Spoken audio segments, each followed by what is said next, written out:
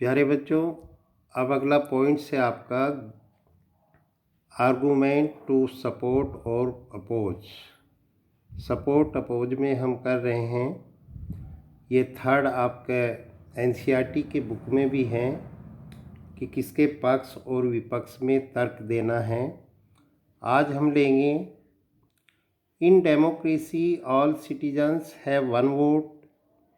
This means that there is an absence of any domination and conflict in democracy. लोकतंत्र में सभी को एक ही वोट का अधिकार है। इसका मतलब है कि लोकतंत्र में किसी प्रकार का प्रभुत्व और टकराव नहीं होता है।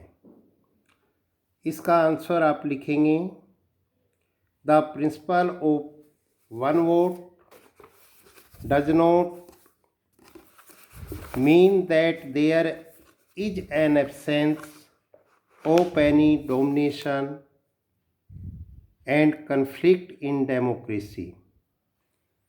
सभी को एक वोट का अधिकार का अर्थ यह नहीं है कि लोकतंत्र में किसी तरह का प्रभुत्व और टकराव नहीं होता।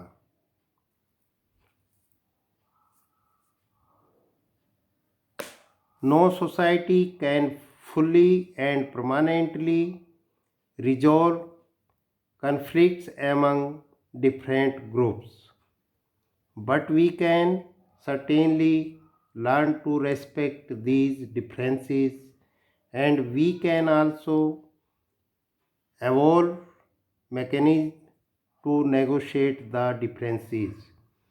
कोई भी समाज विभिन्न समूहों में टकराव को पूर्ण तथा स्थायी रूप से नहीं खत्म कर सकता, पर हम इन अंतरों और विभेदों का आदर करना सीख सकते हैं और इनके बीच बातचीत से सामंजस्य बैठाने का तरीका विकसित कर सकते हैं। इस काम के लिए लोकतंत्र सबसे अच्छा है। Democracy is best situated to produce this outcome. No democratic regions often then a blind eye to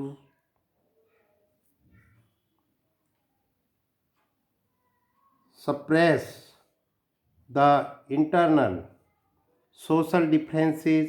Ability to handle social differences, divisions and conflict is thus a definite plus point of democratic regimes.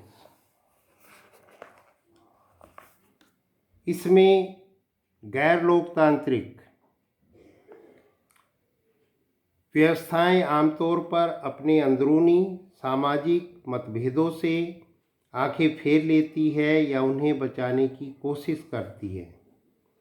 इस प्रकार सामाजिक अंतर विभाजन टकराव को संभालना निश्चित रूप से सामाजिक लोकतांत्रिक व्यवस्थाओं का एक बड़ा गुण है। Though in a democracy all citizens have one vote, but this does not mean that there is an absence of any domination, because in most of the democracies the real power is with a few leaders. These leaders are generally influenced by the members of a family. जबकि लोकतंत्र में सभी नागरिकों को एक मत देने का अधिकार होता है, परंतु इसका अर्थ यह नहीं है कि किसी का प्रभुत्व नहीं होता, क्योंकि लोकतंत्र में वास्तविक सत्ता कुछ नेताओं के हाथ में ही होती है और ये नेता सामान्यतः परिवार के सदस्यों से प्रभावित होते हैं। ये आपके जो पॉइंट दिए हुए हैं 2 पॉइंट में हैं, इनको आप अच्छे तरीके से अपनी नोटबुक में लिखेंगे, उसके बाद याद करेंगे।